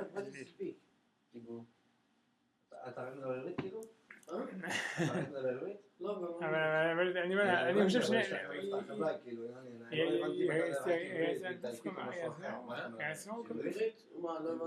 un bouffe dans la salle. לא הבנתי מה איפה המפתח, מה אתה אומר? רק עברית. C'est bon, ouais. Ok, non, son anglais il avait un accent, il me parlait avec un accent, mais je sais pas si c'est italien, hébreu. C'est un X, tu vois, t'as pas compris. Lui, il a beaucoup de X après le X, tu vois. C'est XS, tu vois, avec des plus. Il y a un S à la fin. Voilà.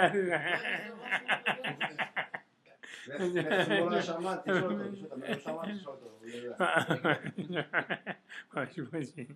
Moi, tu vois, dans l'histoire du Galgal,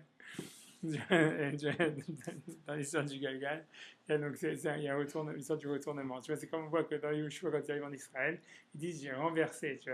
Tu vois, j'étais méga Galgal. Ok, ouais.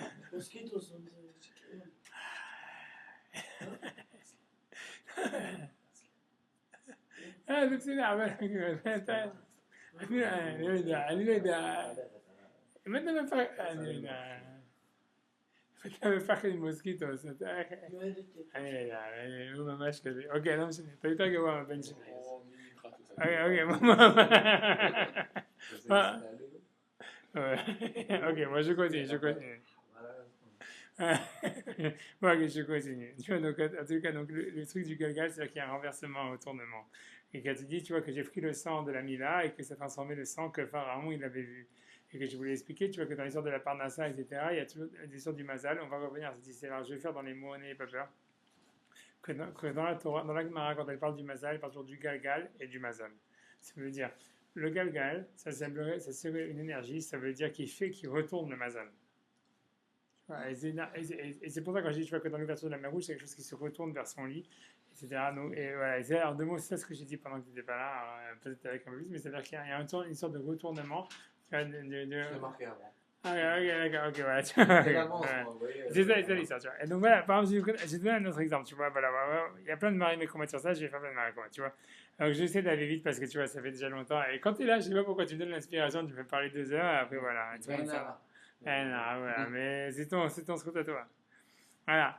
Tu vois, je vais donner par exemple un autre exemple. Tu vois, l'exemple, tu l'as marqué. Et le peuple emporta, c'est dans la sortie d'Égypte, emporta sa patte, non encore levée, leur sébile sur l'épaule. Non, pas c'est quoi sébile, c'est du rabbinat. Tu vois, enveloppé dans leur manteau. Les enfants d'Israël s'étaient conformés à la parole de Moïse. À la parole de Moïse. Non, je sais, c'est mon téléphone. Okay. En demandant aux Égyptiens des vases d'argent, des vases d'or et des vêtements. Et le Seigneur avait inspiré pour ce peuple de la bienveillance aux Égyptiens qui lui prêtèrent de sorte qu'ils dépouillèrent les Égyptiens. Donc d'ailleurs, ils lui ont prêté et dépouillèrent. J'arrive. Merci. Ah, pour moi, c'est. Allez. Demain, j'ai une longue journée. Il faut que je me prépare des. Merci, non. Bon, tant pis pour toi. Tu vois, mais il est bon, il dépouilla les Égyptiens. Et donc, tu vois, la question est de savoir pourquoi, quand est-ce qu'ils ont emprunté. Tu vois, il est marqué, ils ont demandé. La Gemara dans Psachim, tu vois, j'avance tout ça, il y a de quoi beaucoup parler. J'avance sur la Gemara Psachim en anglais. Tu vois, three returned to their original home. Il y en a 3 qui sont retournés dans leur maison maternelle. Egypt's wealth, l'argent des Égyptiens, and the writing of the tables d'Israël. Il y en a 3 qui sont retournés chez leur mère. La Gemara dit, c'est rien que pour expliquer l'histoire du truc qui tourne. Tu vois que j'ai ramené ça. Il y a 3 qui sont retournés chez leur mère. Israël, on va expliquer, tu vois, Israël, parce que Israël, si tu veux, la mère d'Israël, si tu veux, après, oui, vas-y. Il y a 3 qui sont tombés chez quoi? Chez leur mère. Ok. La mère. Ça veut dire, on te dit, tu vois, c'est original home, ils ont traduit. Maintenant, c'est très difficile à traduire. Egypt's wealth, ça veut dire c'est l'argent des Égyptiens. Ça, on va le voir, la Gemara va le citer. L'écriture des tables de la loi et Israël. La Gemara dit Israël, on a déjà écrit. C'est la Gemara, elle a écrit avant, c'est une Gemara dans Psachim, voilà, il y a la véritable avec 87b. C'est que Abraham, il venait comment il s'appelle, d'Irak. Et donc, quand les Juifs, ils sont partis, après, ils ont été jetés d'Israël, ils sont arrivés en Irak. Donc, ils sont retournés chez leur mère. Puisque la mère d'Abraham, elle venait d'Irak. Donc 3 qui sont retournés chez leur mère. Voilà. Israël. L'écriture, voilà, c'est Gemara Psachim 87, tu vois. Israël. Et les richesses d'Égypte. Les richesses d'Égypte et l'écriture des tables de la loi.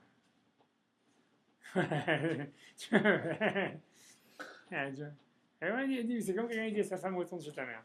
Retourne chez ta mère. Tu sais ce que ça veut dire? Non, mais c'est C'est classique finalement. Ouais, c'est moi qui le dis, tu vois. Retourne chez ta mère. Non, mais la Gemara lui dit ça. C'est quand Hachem il a envoyé les Juifs en Babylone. Il y a tellement de choses qui sont prises de la Torah aussi. Qui va acheter par sa place. Voilà aussi, d'accord, ouais. C'est aussi le côté de. Ou finalement, on la retourne comme on voit aujourd'hui. Ouais, la retourne aussi. Qui va l'acheter par sa place, ça vient de Yaakov et Esav. Ouais, non, mais c'est sûr, ça vient de la Gemara. Ça vient de ça, d'accord, parce que j'ai vu le cours du Rav Chaya. Par rapport à, je sais pas si vous avez vu, un cours super intéressant.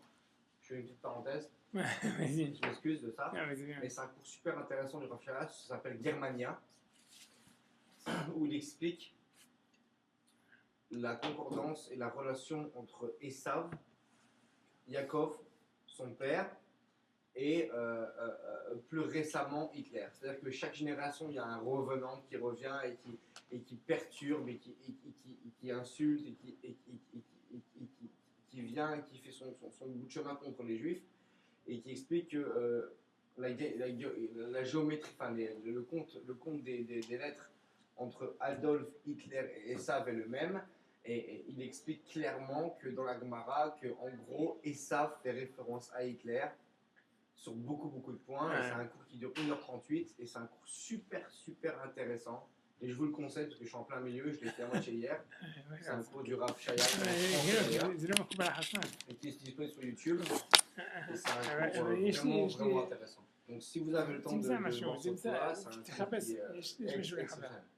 Je sais pas si tu as le temps d'en parler. Ok, je sais, c'est un cours super intéressant. בתוך השקיות תמצא משהו, את הטלפון שלך או לחבר את זה, שתיהם. Je sais pas si tu connais Rav Chaya. En français, c'est très facile. Et le cours, il est incroyable. Je suis en plein milieu là. Tu trouves? Non, t'as l'air de משהו? Tape sur Germania, Rav Chaya. Ça me dit quelque chose, ce Germania. אתה לא מוצא, תעשה לחבר את החשמל, את זה. Il est vraiment intéressant. Je suis en plein milieu là, j'ai fait Oui, c'est une console de mon fils celui-là. Non, pas du tout, c'est pas une insulte, c'est une consolation.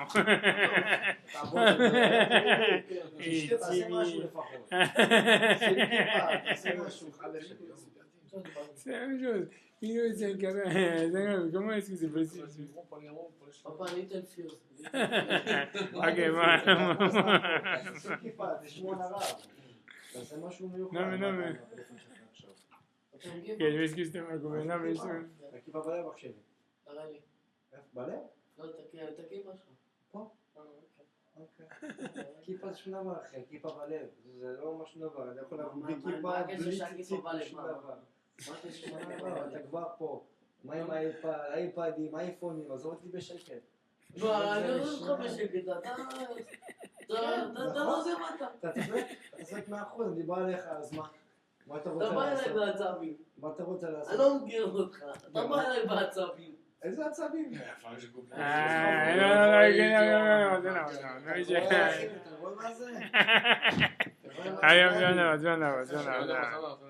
Ok, donc tu vois, donc les trois qui sont rentrés chez eux. Mais tu vois, moi, ce que je voulais, c'est l'histoire des trois qui sont rentrés. C'est le gars avec pour ceux qui sont en Shaya. Je sais. Mais à mon avis, il y a beaucoup parlé sur ça. C'est super. Il y a beaucoup parlé. C'est intéressant, c'est super intéressant. Et genre, tu vois, de Esav aussi avec Jésus. C'est la même lettre. J'essaie à chaque fois de poser des questions intéressantes. Pas des questions qui vont déranger. Ah, vas-y, pose la question. Qu'est-ce que tu veux lui dire? מה השם שלך? יונה. אומר לך השם יופי. יוד וה' ואתה רוצה, יש לי שם יפה גם. כן, אבל חבל שהיופי, שהשם לא יפה, שהשם לא בא עם היופי.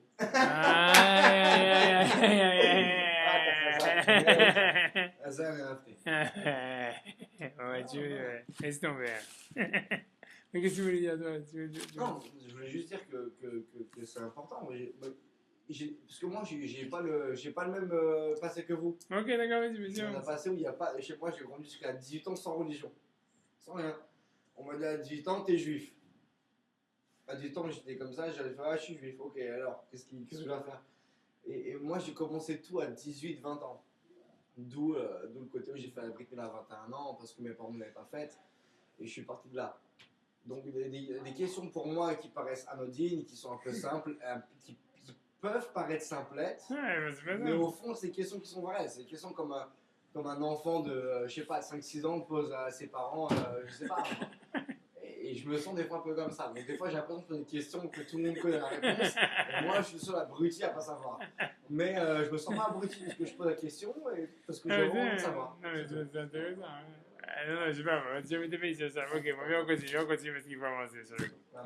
Ok, tu vas nous cher, comme on dit. Tu vois là, ok. Donc j'ai dit, tu vois, les trois qui sont rentrés chez leur mère. Tu vois l'écriture du peuple de la loi et l'argent des Égyptiens et Israël qui entre en Babylonie. Moi, ce qui m'intéresse dans cette histoire-là, c'est l'argent des Égyptiens. Donc la Gemara va citer un verset. Elle te dit que tu vois, c'est à l'époque de Shishak. Il y a un pharaon qui s'appelait Shishak. Come to pass the 5th year of Rehoboam, that Shishak, king of Egypt, came up against Jerusalem and he took away the treasure of the house of the Lord. Donc ça veut dire, on te dit qu'en fait, tu vois, mais ce que je veux dire dans l'histoire, c'est que je voulais expliquer pourquoi j'ai ramené cette Gemara-là, c'est pour expliquer que quand Hachem il a dit aux enfants d'Israël d'emprunter l'argent des Égyptiens, c'est quoi un emprunt? Ça veut dire l'argent il tourne. Et c'est revient l'histoire du Gilgal. Voilà, c'est ce que je voulais avec ça. Tu vois, après ça, j'ai ramené, tu vois, la Gemara dans Shabbat qui est super connue, qui est ramenée par le Malbim sur ce même sujet, qui est super intéressante. La Gemara a dit, et c'est la lecture de la Torah qu'on a vue aujourd'hui, le 3e jour de Chalamoua de Pessah. Tu vois, m'a dit, it was taught Rabbi Elazar Akavar said, let one always pray to be spared his fate and from poverty. For it does not descend to poverty, his son will, and if it not his son, his grandson. Ça veut dire, Rabbi Elazar, il dit, si c'est pas toi qui seras pauvre, ce sera ton fils. Si c'est pas ton fils, ton petit-fils. And if it's not his son, his grandson. But it said, because that's for Biglal this thing. C'est dans le verset quand on dit, c'est dans la lecture de la Torah, elle dit, tu vois qu'en fait, tu vois, elle dit que puisque tu vas faire ça, Hachem va te bénir. Il est marqué Biglal Adavarazé. Biglal, et la Gemara va être droche chez le mot Gilgal, Galgal, Biglal. Ça veut dire en fait, tu vois que l'argent, la pauvreté, ou la richesse, c'est une roue qui tourne. Et que donc, si c'est pas toi, donc c'est pour ça qu'un homme doit toujours prier pour que si c'est pas lui qui soit pauvre, comment pas ses enfants soient pauvres ou ses petits enfants soient pauvres, parce que c'est une roue qui tourne. Et donc, ça va tourner. Vous avez répondu à ma question. Ouais, mais déjà, je fais vite parce que tu vois, ça fait déjà 1h08 et j'avance, j'essaie d'avancer, tu vois. Ah, parce que tu vois, moi. 4 du matin, ça me dérange. Non, je sais, moi aussi je suis d'accord, surtout que moi j'ai des trucs, je vais en garder un petit peu pour mon beau-père, mais je sais pas ce que je vais rien lui garder. Tu devrais lui montrer ton beau-père à la caméra. Ouais, t'as raison. Ok, d'accord. Tu vois, the school of Rabbi Ishmael taught, it was a will, tu vois, la Gemara continue exactement le mot galgal, it was a galgal. That we rob in the world. Rabbi Yosef said, we heard as tradition that the rabbinical student will not suffer poverty, but if he does poverty, on continue. Rabbi Chia said to his wife, when a poor man comes, be quick to offer him bread, so that others may be quick to offer it to your children. You curse them, a dit sa femme, she exclaimed. A verse is written, he replied, because of this biglal, this thing. Whereon the school of Rabbi Ishmael taught, is a will that evolved in the world. It was so Rabbi Gamliel Beribi said, and he shall give the mercy, and have compassion about you, and multiply you. He would mercy put to other, mercy show it in heaven, but we will say mercy put to other, mercy don't be shown to his heaven. Ça veut dire, tu vois, on remet l'histoire, tu vois, c'est m'a dit qu'en fait, ça veut dire, il faut que toi, ça veut dire, Bigla d'avoir rasé, ça veut dire que la pauvreté ou la richesse, c'est quelque chose qui tourne. Et donc quand il y a un type qui a dit ça à sa femme, et sa femme lui dit quoi, tu maudis mes enfants, elle dit non, c'est comme ça, tu vois, c'est la nature. Ça veut dire en fait le mazal, et on va voir l'idée du mazal qui est liée avec l'histoire de la roue qui tourne, c'est le mazal, c'est une roue qui tourne. Et moi, à mon avis, c'est ce que je leur ai dit, c'est que moi, à mon avis, ce que ça veut dire dans le sens, ça veut dire que les trucs qui t'ont amené la richesse, c'est les choses qui vont t'amener la pauvreté. Les choses qui t'ont amené la pauvreté, c'est les choses qui t'ont amené la richesse. C'est la même chose, tu vois, c'est tes qualités, c'est des défauts. C'est pas deux choses différentes, c'est la même chose, tu vois. Un mec qui est patient, grâce à ça, il va avoir la slaha. Quand il sera trop patient, quand il sera puni, il sera malheureux. Un mec qui est nerveux, grâce à ça, qui est rapide, il va avoir la slaha grâce à ça, mais grâce à ça, il va être puni, et grâce à ça, il sera aussi malheureux. C'est-à-dire, tes qualités, c'est tes défauts. Et donc ça, il sort du galgal. C'est-à-dire, ton mazal, c'est ta nature. C'est ce que tu vas faire. Tu peux pas aller contre ça, on va dire, si tu veux. Mais au fond, comme il y a une roue qui tourne, ça fait que en fait, ta nature, qui en même temps a un super avantage, ça se transforme par la force des choses en des super défauts, en des super inconvénients. Tu vois. Et donc, toute l'histoire, tu vois, de la sortie d'Égypte et de l'ouverture de la mer Rouge, que c'est que la mer Rouge, elle revient dans son lit, c'est-à-dire de faire retourner le galgal en sens inverse. C'est ça l'histoire, c'est pour ça que c'est lié, tu vois, à la Parnassa, qu'il y a le jugement de Pessah, etc. Mais bon, on a tous un galgal qui reste pratiquement la même chose pour notre vie. Je veux dire, tu vois pas des gens qui Ah bah sont ouais. pauvres, riches, pauvres. Non, c'est pas c'est constant. Bah, c'est pas vrai. Il y a des gens qui ont. Attends, tu parles comme un français là. Tu parles comment en France, tu vois, c'est bien les mecs qui sont riches, ils sont riches, les mecs qui sont pauvres. Mais tu vois, en fait, en Amérique ou n'importe où, tu vois, en Israël, c'est pas comme ça, tu vois. Ça veut dire, c'est tu Ouais, ouais, c'est pas vrai. Non, mais ce qui est vrai, c'est qu'on n'est pas tous à chance égale. On n'est pas dans la gueule, mais on a tous. Sinon, on a tous on des n'est cas. pas à chance égale. Après, à partir d'un certain âge, On a tous des cas. ça stabilise. Bah, tu peux C'est penser pas vrai, que oui, non, on a tous, c'est pas vrai. c'est pas complètement vrai. C'est pas vrai, c'est pas vrai. Après, moi, Toi, je tu aimes pense penser, toi, t'aimes penser ça, mais c'est pas vrai. Moi, je pense qu'un mec, genre à 50 ans, il est là où il devrait être dans sa vie. C'est ce que les Français ils disent ça, tu vois. C'est pas vrai du tout, ça. Ça dépend de plein de trucs. Bah, ça dépend de plein d'opportunités qu'il a pu avoir dans sa vie avant. C'est complètement autocorrélé, la vie. Tu peux pas penser que. Moi, je pense qu'à 50 balais, tu es là où tu dois être. Et qu'il y a pas non, grand chose qui va changer dans ta vie après ça. Moi, je crois pas trop. Je crois que. Tu vois beaucoup, toi, des success stories à 50 ans après. C'est des mecs. Il y en Ils sont a. là où Il ils y en a. C'est où ils continuent à grandir, où ils continuent à être ce qu'ils sont, où ils continuent à dégringoler. Mais c'est très non, autocorrélé. mais je veux dire, au bout d'un moment, le galgal il s'arrête. C'est Ah non, je comprends pas du tout. C'est pas les Vous savez quoi, moi je vais vraiment faire les deux et je veux dire une chose, c'est que je pense que je suis d'accord avec les deux moi. Je pense que le galgal, il n'y a pas vraiment d'âge pour le galgal. Ça peut être à 20, 30, 40, 50, 60, 80 ans. Il n'y a pas vraiment d'âge pour s'arrêter.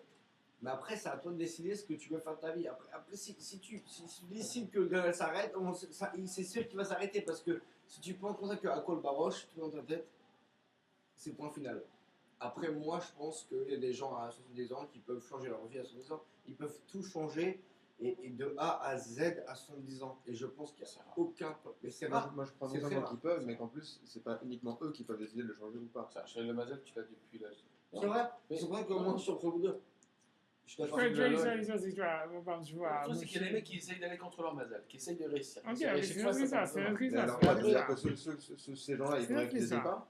Hein? Il faudrait qu'ils n'essayent pas, ces gens qui laissent tomber dès le départ. Oui, ils essayent pas, mais au bout d'un moment, ils en ont marre. Parce qu'au fond, non, je vais expliquer l'histoire de ce qui se passe de tous ces gens-là. Tous ceux qui essayent, qui ne résistent pas à chaque fois, c'est parce qu'en fait, ils ont un problème, qu'ils ne veulent pas regarder en face, à cause de ça, et ils font toujours la même erreur. C'est ce qui se passe. C'est ce que c'est l'année Mazal.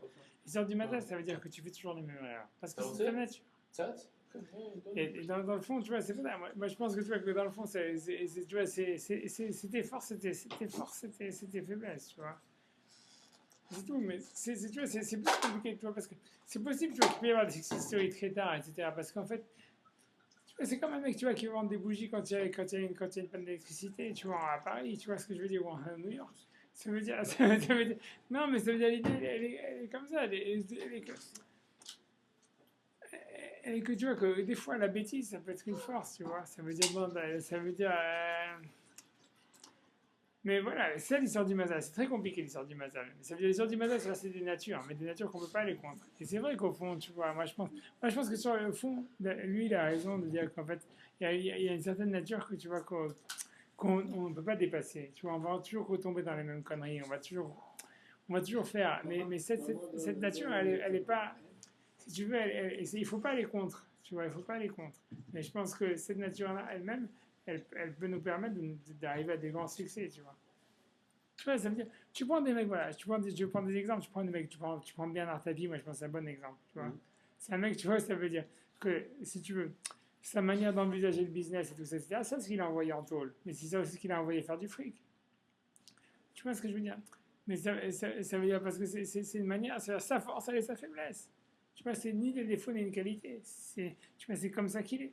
Tu vois, c'était inscrit depuis le début que c'est un mec qui allait aller en tôle, c'est un arnaqueur. C'était inscrit aussi que c'est un mec qui allait faire du fric parce que c'est un arnaqueur. Tu vois, ça veut dire. C'est un mec qui avait un bon mazal au mauvais endroit. Non, ou bon, c'est en Amérique, il a peut-être pu s'en sortir, etc. Peu importe, tu vois ce que je veux dire. Mais ça fait partie de son mazal. Peut-être que s'il avait été né en Amérique, il aurait été un con qui joue au baseball, tu vois. Parce que c'est ça aussi, tu vois, c'est assez lié à ça. C'est et la cause et la conséquence. Un mec, tu vois, Bernard, moi je pense que Bernard Tapie, parce que Bernard Tapie, c'est un mec qui aime faire chier le monde. Il serait né en Amérique, ça aurait été une merde. Ça aurait été une vraie merde. Parce que tu vois, il n'a rien à faire, il n'a pas de challenge. Je te dis, c'est sûr. Tu vois, je te garantis que c'est vrai. Tu vois, c'est pour ça, donc et sa force et sa faiblesse d'être en France. Tu vois, mais c'est un exemple, tu vois, sur des milliards, parce que tu vois, voilà, mais c'est tous comme ça. C'est-à-dire, tu vois, les forces et les faiblesses. Le Galgal, tu vois, c'est l'histoire qui fait qu'en fait, que ton truc qui t'a fait monter, c'est le truc qui va te faire descendre. C'est mon vrai. C'est sûr, c'est vrai. Être têtu, c'est un défaut. Être jaloux, c'est une qualité, un défaut. Tout prétentieux, c'est une qualité, un défaut. Tout c'est comme ça, tu vois, mais c'est pareil. Tout c'est pareil, tu vois. Mais moi, à mon avis, tu vois, quand elle parle du Galgal et du Mazal, et qu'elle dit que le Galgal, il fait tourner le Mazal, c'est ça ce qu'elle veut dire, tu vois. Elle veut dire, tu vois, qu'en fait, tu vois, c'est quand Yoshua, il a dit, voilà, les Juifs, quand ils étaient dans le désert, et les midotes qu'ils ont amenés à être esclaves en Égypte, c'est les mêmes midotes qui allaient les faire arriver en Israël à devenir successful. C'est ça l'histoire, tu vois, qu'il fallait faire la Brit Mila, etc. Ça veut dire qu'il fallait transformer le Mazal. Ça veut dire, maintenant, tu vois, ça veut dire, on va prendre votre mentalité que vous aviez, en Égypte, on va utiliser cette mentalité, on va la transporter en Israël, et de là, ça va devenir, tu vois, une success story. Ouais, alors qu'en Égypte, c'était tu vois, une catastrophe stick story, tu vois. C'est ça l'histoire du gaga. Mais ouais, je vais continuer, tu vois, parce que je vais t'expliquer, tu vois. Ah ouais, tu vois même ce que j'ai fait, tu vois. Bref, tu vois, j'ai ramené des Gemara, tu vois, qui sont. Ok, tu vois, tu vois, donc j'ai ramené la Gemara tu vois, la Gemara ramène une histoire. C'est beaucoup de textes, hein, je dis, franchement, tu vois. La Gemara ramène une histoire super bizarre, mais une histoire d'un Baba Batra, où il y a un arabe qui a dit, un arabe qui s'appelle Baba Hana, qui lui a dit, je vais te montrer où sont les hommes de Korah. Alors, il lui a montré, tu vois, si tu veux, deux trous dans le désert. Il a dit, voilà, et les gens disent, Moshe, il a raison, et nous, on est des menteurs, etc. Après, il lui a dit, je vais te montrer un endroit où, en fait, le ciel et la terre, ils se touchent. Alors, il a dit, d'accord. Alors, il dit, laisse ici, tu vois, tout ce que tu as amené à manger, laisse-le ici. Hop, tu vois, donc il le laisse sur un endroit, et il se retourne, et il voit la bouffe, elle a disparu. Alors, il dit, quoi? Alors, il dit, il y a des voleurs ici. Il dit, non, il n'y a pas de voleurs, mais c'est ici où la terre, elle tourne. Et tu vas voir, demain tu reviens, la bouffe elle sera revenue. Et il revient et la bouffe elle est revenue. Et tu vois, à mon avis, mais à mon avis, c'est la même idée. Tu vois, encore une fois, tu vois, c'est l'histoire d'expliquer, c'est ça le galgal, tu vois, l'histoire du galgal. Ça veut dire que le même truc que tu vois qui t'a fait, gagner, c'est ça ce qui t'a fait perdre, tu vois. Ça veut dire, c'est pas des choses différentes, tu vois. J'ai amené, tu vois, après un autre Gemara, tu vois, la Gemara elle parle, tu vois, de l'endroit dans le ciel, le galgal, c'est ce qui fait tourner les mazalotes. Et c'est ce qui fait aussi que c'est comme quelque chose qui moue de la manne pour les tzadikim. Tu vois, c'est quelque chose qui tourne et qui moue le pain pour les tzadikim qui tombe, tu vois, du ciel. Tu vois, la même chose, tu vois. Donc, ouais, j'ai ramené plein de textes, tu vois, parce que comme ça fait longtemps que je parle, j'ai pas envie de vraiment de rentrer là-dedans, tu vois, etc. Parce que tu vois, au fond, moi-même, tu me demandes la question, je suis même pas convaincu. Moi, je pense qu'il faut aller plus profond, mais j'ai pas de insight, tu vois. Je pense qu'il y a quelque chose de beaucoup plus profond dans cette histoire du gagal. Tu vois, par exemple, quand le Maïmonide, tu vois, dans le guide de Megara, il est super rentré là-dedans.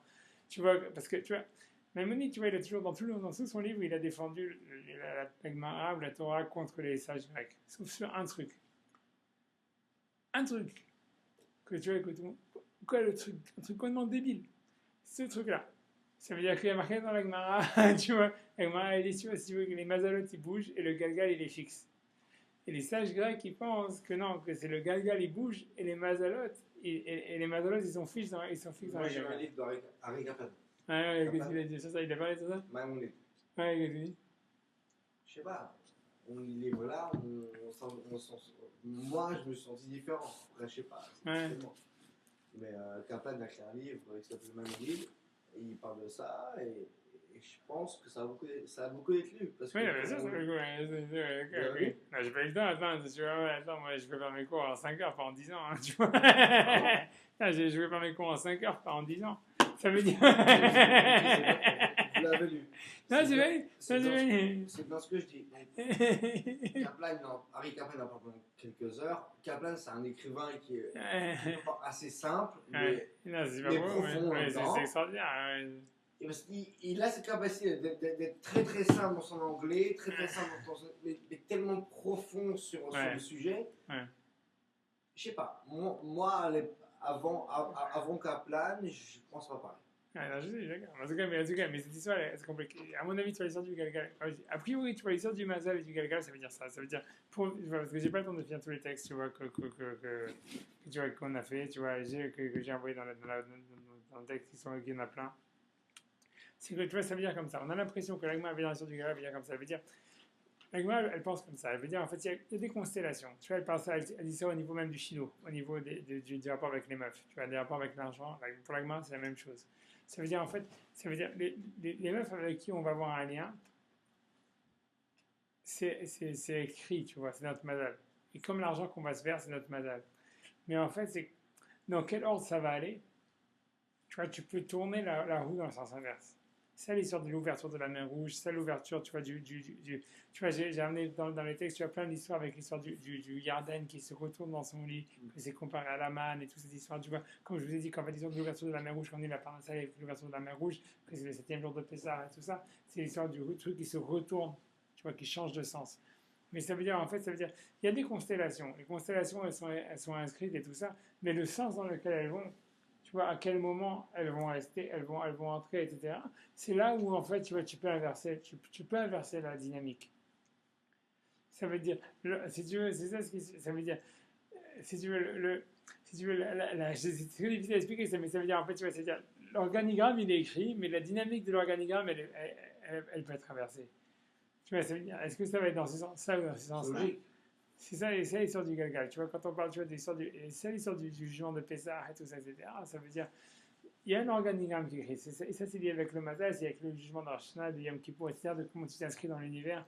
Mais dans quel sens ça va, tu vois, est-ce que c'est l'Égypte qui va dominer Israël, ou bien est-ce que c'est Israël qui va dominer l'Égypte? Est-ce que c'est ça?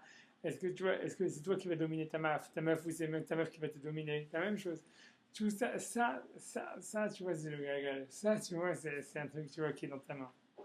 Et que tu peux retourner, tu peux inverser. Avec quelle meuf tu vas être lié? Ça, tu vois, c'est écrit depuis le début. Ça, ils ont dit que depuis le jour où l'homme est né, on dit avec quel genre de meuf tu peux aller, en tous les cas. C'est pas quelle meuf, c'est quel genre de meuf, quel genre de mec. Mais maintenant, la dynamique que ça va créer, est-ce que ça va aller dans ce sens ou dans l'autre sens? C'est là où il y a le libre arbitre.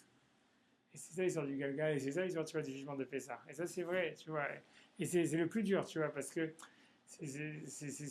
au fond, tu vois, c'est super dur à accepter ça. Parce que, tu vois, en fait, dans le fait, tu vois, on s'inscrit dans une on préfère dire, voilà, c'est le pire, voilà.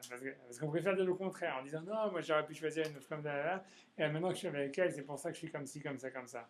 Alors qu'en fait, c'est le contraire qui est vrai. Tu aurais pu choisir avec quelle meuf tu es. Mais par contre, tu peux choisir quel genre de dynamique tu peux être avec cette meuf ou avec ce mec. Voilà. Et la même chose dans la parnassa. Et tu vois, non, mais c'est vrai. Non, mais c'est pas longtemps. Non, mais c'est ça. Je dis que on choisit pas vraiment de famille. On choisit pas notre père, pas notre mère. On choisit la dynamique qu'il peut y avoir dans la famille. Ouais, c'est ça. Premièrement. Deuxièmement, on choisit nos amis et les gens qui vont nous entourer. Mais je pense qu'on choisit aussi quelle dynamique on va avoir avec eux. Moi, je pense que l'agma, pense que même ça, on ne choisit pas. Mais on choisit les dynamiques qu'on va avoir avec eux. C'est la première chose. Non seulement on choisit les dynamiques, mais non seulement on choisit les amis qu'on va avoir. C'est c'est tellement vrai. On aurait pu des amis complètement différents, qui n'étaient pas religieux, qui auraient pu être dans l'opposé de nous, et non. Ouais, voilà. En tout cas, je sais ce que tu vas dire, parce que j'en ai marre un petit peu de tu vas faire tout le corps. Non, mais on peut faire dans les mots, mais tu vois, mais c'est toute l'histoire. Tu vois, moi, je veux expliquer ça, tu vois, quand tu regardes, tu vois, tous les morts que j'ai ramenés, ça revient toute cette histoire-là. Tu vas dire qu'il y a un lien entre le chrétien souffle et qu'à chaque fois, l'histoire, à mon avis, le chrétien souffle et l'histoire du Galgal, c'est l'histoire, tu vois, d'inverser les dynamiques, mais dans des systèmes qui sont déjà écrits d'avance. Mais la dynamique, elle peut être changée. Ah, bah, je laisse ça. Et c'est a priori le genre de ça.